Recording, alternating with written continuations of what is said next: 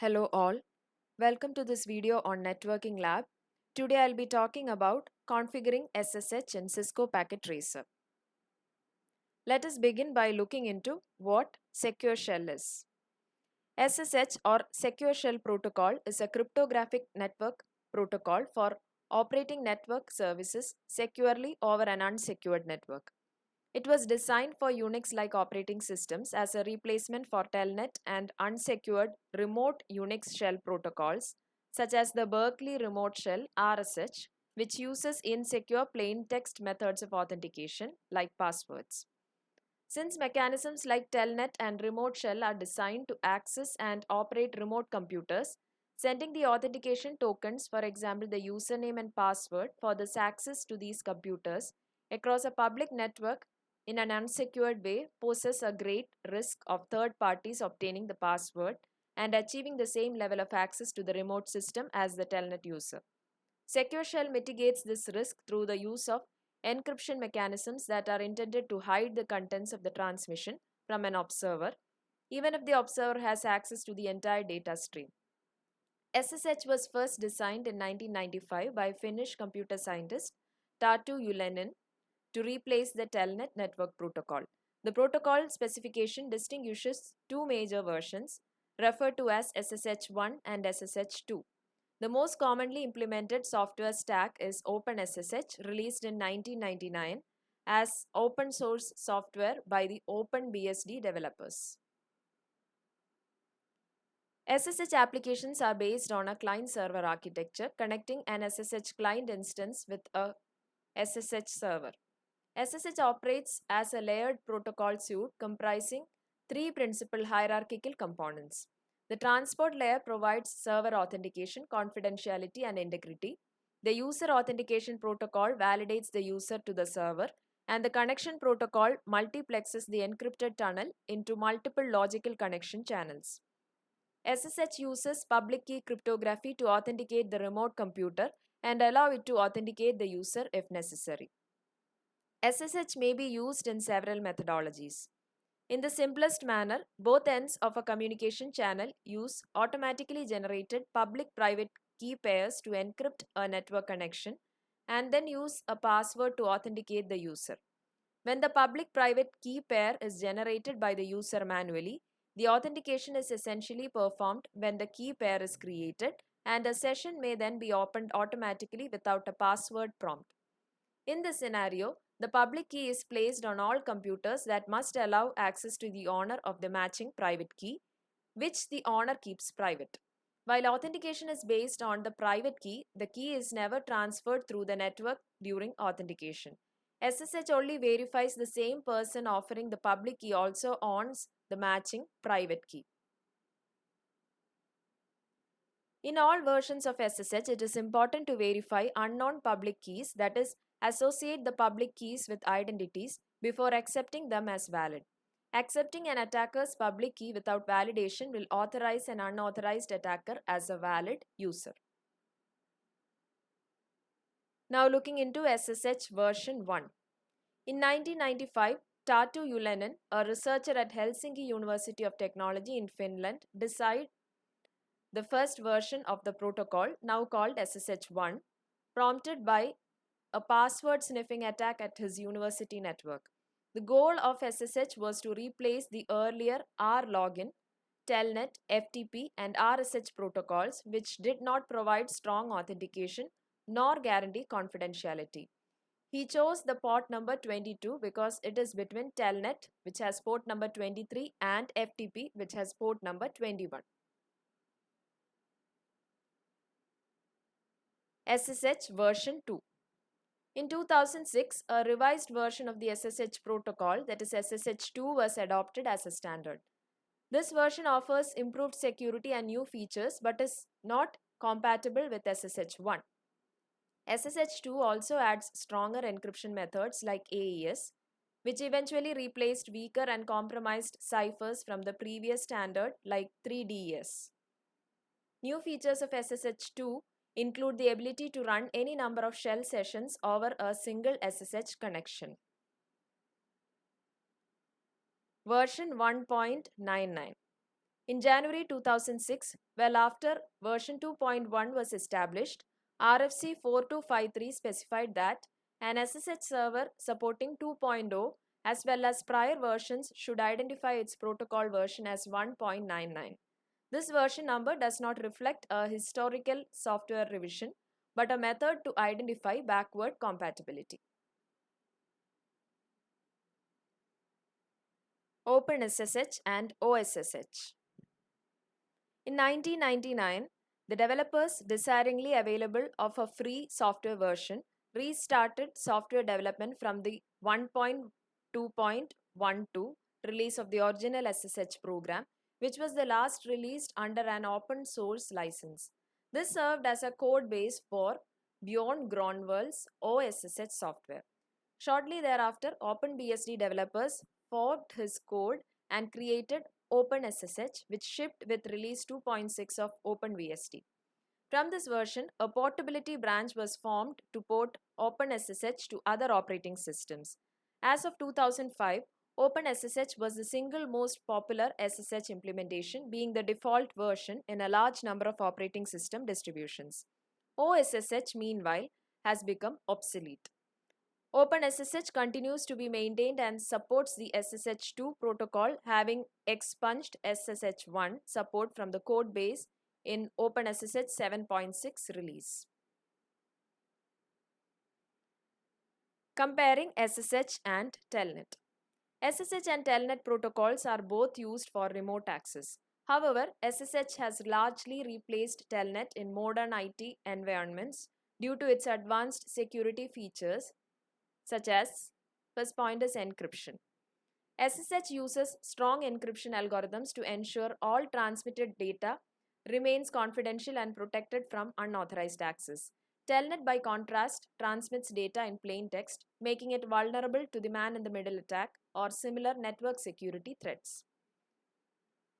Based on authentication, Telnet only supports basic password and username authentication, which does not provide sufficient protection in today's security-conscious environment.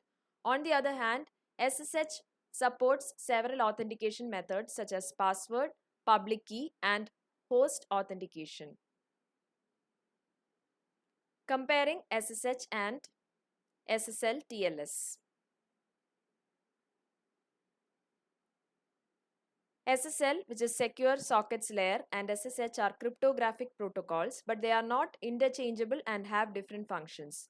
Looking into the use cases, SSH clients are used to manage servers, transfer files, and create secure communication tunnels. SSL TLS is primarily used to encrypt data transmitted over the internet, such as web transactions, emails, and to protect data in web browsers using HTTPS. Comparing SSH and SFTP. SFTP or Secure File Transfer Protocol and SSH are related, but they serve different purposes. Looking into the scope, SSH is a broader protocol that establishes a secure channel to remote systems. SFTP operates over SSH to facilitate secure file transfers. SSH can function independently of SFTP, but SFTP requires the SSH framework to operate. Looking into the application, SSH is used for secure remote access, command execution, and tunneling. SFTP is specifically focused on secure file transfers and provide features like file access, transfer, and management over a secure SSH connection.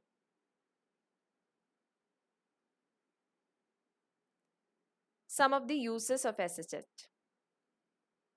SSH is a protocol that can be used for many applications across many platforms, including most Unix variants as well as Microsoft Windows. Some of these are for login to a shell on a remote host to replace Telnet and rlogin, for executing a single command on a remote host that can replace RSH, for setting up automatic, that is passwordless login to a remote server, for example using OpenSSH, in combination with rsync to backup, copy and mirror files efficiently and securely, for forwarding a port. It is also used for tunneling, not to be confused with a VPN, which routes packets between different networks or bridges two broadcast domains into one. It is also used as a full-fledged encryption VPN. It is used for forwarding X from a remote host, possibly through multiple intermediate hosts, for browsing the web through an encrypted proxy connection with SSH clients that support the SOCKS protocol, for securely mounting a directory on a remote server as a file system on a local computer using SSHFS, for automated remote monitoring and management of servers through one or more of the mechanisms that have been discussed before, for development on a mobile or embedded device that support SSH, and for secure file transfer protocols. Architecture of SSH. The SSH protocol has a layered architecture with three separate components. The transport layer RFC 4253 typically uses the transmission control protocol TCP of TCP/IP, reserving the port number 22 as a server listening port. This layer handles initial key exchange as well as server authentication and sets up encryption, compression, and integrity verification. It exposes to the upper layer an interface for sending and receiving plain text packets with a size of up to 32,768 bytes each, but more can be allowed by each implementation.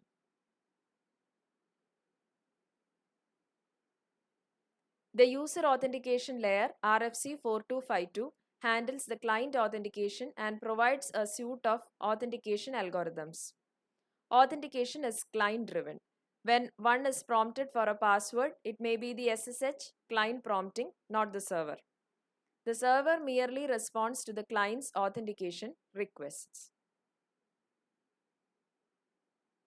Some of the widely used user authentication methods include the following: a password, which is a method for straightforward password authentication, including a facility allowing a password to be changed.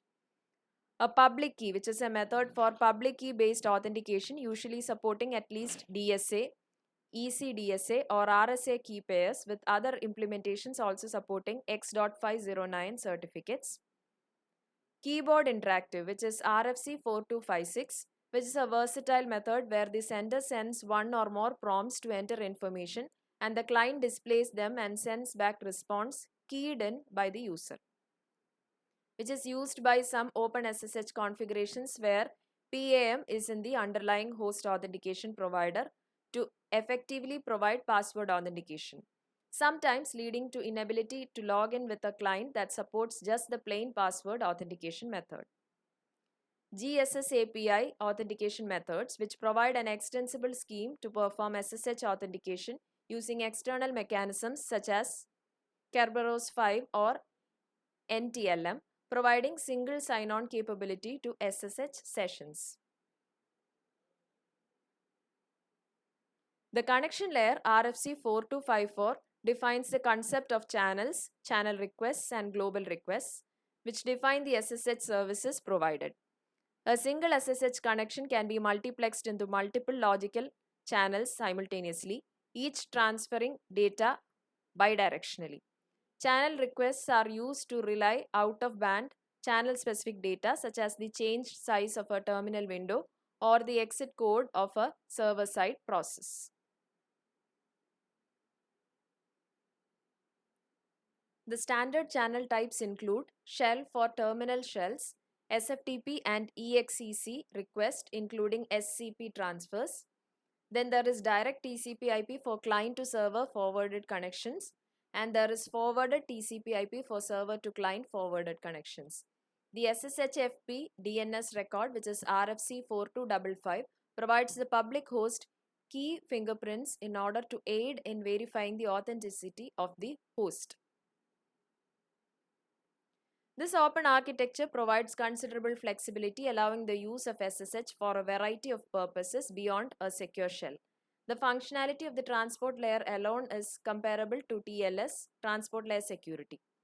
The user authentication layer is highly extensible with custom authentication methods, and the connection layer provides the ability to multiplex many secondary sessions into single SSH connection, a feature comparable to BEEP and which is not available in TLS. Some of the vulnerabilities of SSH. Looking into SSH1, in 1998, a vulnerability was described in SSH 1.5 which allowed the unauthorized insertion of content into an encrypted SSH stream due to insufficient data integrity protection from CRC32 used in that version of the protocol. A fix was found which is known as SSH compensation attack detector in most of the implementations. In January 2001, a vulnerability was discovered that allows attackers to modify the last block of an IEDA encrypted session. The same month, another vulnerability was discovered that allowed a malicious server to forward a client authentication to another server. Since SSH1 has inherent design flaws which makes it vulnerable, it is now generally considered obsolete and should be avoided by explicitly disabling fallback to SSH1. Most modern servers and clients support SSH2. The CBC plain text recovery. In November 2008, a theoretical vulnerability was discovered for all versions of SSH which allowed recovery of up to 32 bits of plain text from a block of ciphertext that was encrypted using what was then the standard default encryption mode CBC. The most straightforward solution is to use CTR counter mode instead of CBC mode, since this renders SSH resistant to the attack. The Terrapin attack, a novel man-in-the-middle attack against most current SSH implementations, was discovered in 2023. It was named the Terrapin attack by its discoverers. However, the risk was mitigated by the requirement to intercept a genuine SSH session and that the attack is restricted in its scope fortuitously, resulting mostly in failed connections. The vulnerability was fixed in OpenSSH 9.6, but it requires both the client and the server to be upgraded for the fix to be fully effective. Now the steps to set up an SSH connection. So in the demonstration here, I'll be using two PCs, a switch and a router to model this. So the basic steps are to draw the topology, then configuring IP address to the router interface and the PCs, PC0 and PC1.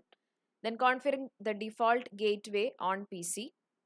Testing ping from both the PCs to the router interface. Then configuring the host name, enable password, domain name, username and password on the router. Then generating crypto keys using RSA with key length of 1024. Then logging into the virtual terminal lines and making it to use local database for authentication. Finally, allowing SSH in it. And as a default, we are enabling SSH version 2. Then finally, testing the SSH using the command SSH-L, the username and the IP address. Now we'll see the detailed steps that needs to be typed in. So as I said before, we have two PCs, a switch and a router for this purpose. In the first step, we'll be choosing the CLI of the router. So there we'll click enter and start the procedure. Then we type the en command, the enable command, and then entering into the privilege mode. Then we are configuring the terminal using the command conft. So in conft, we'll be typing in the details, the router interface details for the particular interface. So in this connection for the router, the interface name is GIG0/0. So we are typing in the name of the interface, that is int GIG0/0. Then also we'll type it as no shut so that this interface is never shut down. It's always up. Then we'll type in the IP address and the mask for it. So IP add 192.168.1.1 and its mask 255.255.255.0. Finally, we exit from the configuration of the interface. Then we click in the first PC, which is PC0. There we are going to set up the IP address. For that, from the desktop option, we'll choose the IP configuration option. There we'll type in the IP address 192.168.1.5, and the subnet mask will be automatically filled based on the IP address given, and the default gateway will be that which is the router interface IP, which is 192.168.1.1.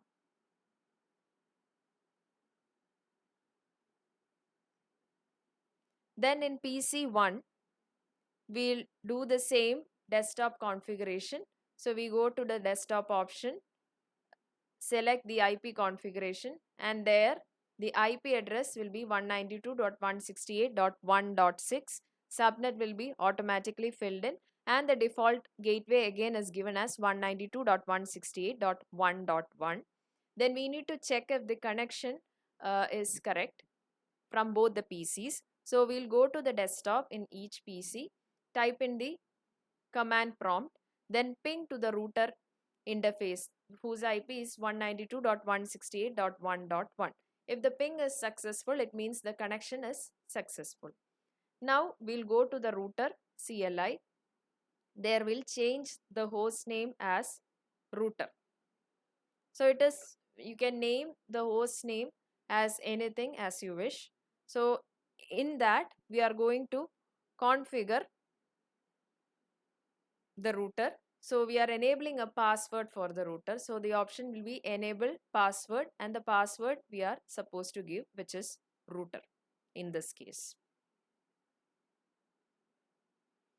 Then we type in a command IP domain name space cisco.com. Now this is used to set the router's domain name. So this domain name is important because it is used for generating SSH key pair here. You can give any domain name. In this example, I am using cisco.com. Then we need to type in the username and password that is to be set up here. So the username and password I would like to give as admin, which is given here, username admin, password admin. So that will be the administrative privilege for SSH login. Then we type in the command crypto key generate RSA. So after typing in that, there comes an option where they'll ask you for the number of bits in the module. So in this option, I am giving it as 1024. What this does is it will generate the RSA key pairs. So this 1024 is the number of bits in each module. The longer key size will provide a better security, but it will require more processing power. Then we type in the command line bty 015. So that will be to access the virtual terminal lines. So 0 to 15 means there will be 16 connections that can have an SSH connection at the same time. Then the option is given as login local. So that is to set up a local database for SSH. Then we type in the command transport input SSH. So that is to specify SSH as the transport protocol. Now this and the previous commands are executed for successful configuration of SSH in the Cisco router. Then we type the exit command. Then we also make sure the correct version of SSH is set here. So for that, we type in the command IP SSH version 2. Then what we do is we have completed all the steps for SSH configuration. Finally, we are trying the SSH connection from each PC. So from one of the PC in the command prompt, we'll give in the command SSH-L. Admin is the username and the IP address of router interface, which is 192.168.1.1. So when you enter this, they'll ask for the password. Password given here will be the password of this username, which is admin again. So after that, you are entering into that control of router. So you can give the enable command to enter into the privilege mode, and then again, since you have set a password for the router, they'll ask for a password. So in this case, I have set it up as router. So when you type in this password, you can configure the router from this PC using SSH. That is given here. We type the conf t command.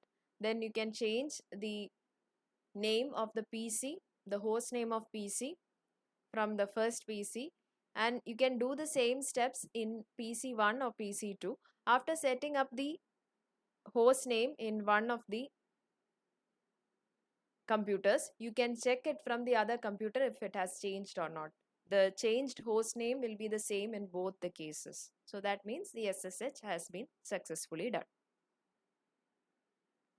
Now we'll see a demonstration of how this is done here. So here we have two PCs to be placed. We choose two PCs from the option PC0 and PC1. Then we need a switch which will be placed there, and also a router for configuring the SSH in this example. After that, we need to set up the connection. The connection will be given from fast Ethernet 0 of PC0 to fast Ethernet 01 of switch, and fast Ethernet 0 of PC1 to fast Ethernet 02 of switch. Then from fast Ethernet 03 of the switch to Gig Ethernet 0 of the router. Then we move into the router CLI. There, since we are not giving in the initial configuration, we give the option as no. We press enter. Then we give the en command. Then we give the conf t command for configuring the terminal. Then we need to set up IP for the interface. So the interface of router is gig0/0. We give the command IP add followed by the IP address, which is 192.168.1.1, followed by its mask 255.255.255.0. Then we give a no shut command, so this interface will be always up. Then we exit from it. Now we'll move back to the PCs and check if there is a ping happening from the PCs to the router interface. So we go to, before that we need to set up the IP address for both the PCs. So going to PC0, we'll set up the IP as 1.5 and the default gateway will be that of the router interface, which is 1.1. So this PC will have IP address of 192.168.1.6. Then its mask will be filled in automatically, and then its default gateway is again 192.168.1.1.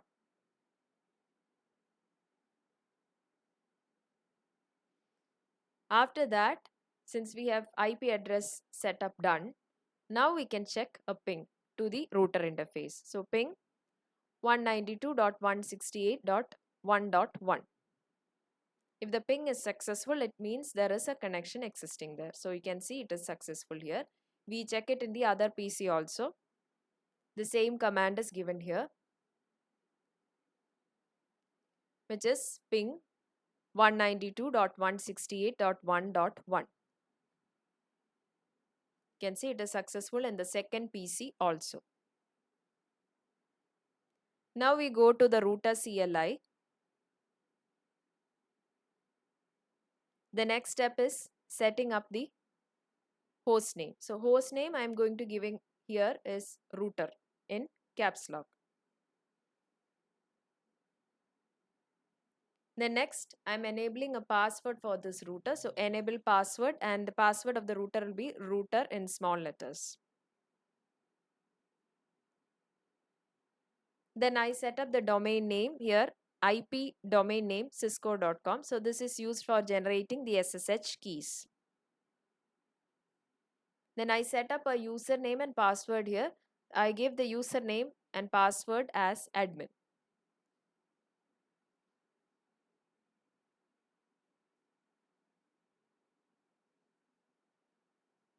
Next I give the command crypto key generate RSA, just for generating the RSA key pair.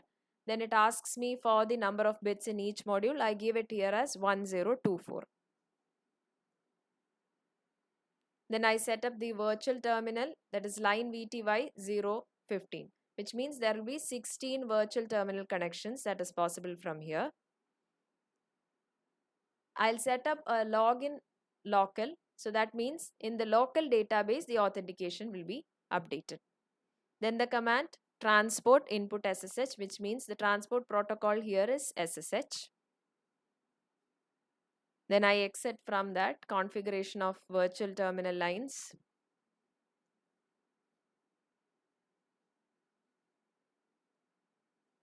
Next, we set up the version of SSH, which is IP SSH version 2. Now the setup is complete. We are checking the SSH from each PC. From the command prompt of PC0, given the command SSH-L, the username, which is admin in this case, and the router IP, the gateway IP, which is 192.168.1.1. They are asking me for a password for the username admin. So admin is the password here. Then I have access to the router.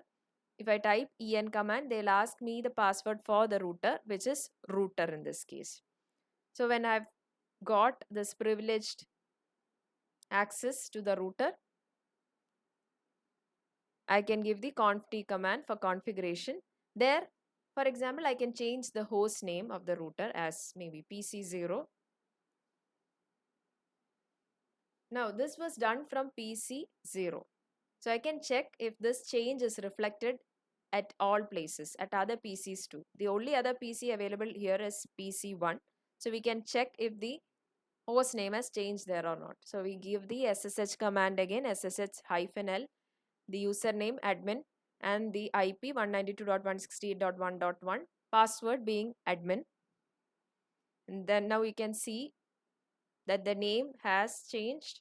You can check after giving the password of the router. Again, you can see that the PC name, the host name of router has changed. That's all for now. Thank you for watching.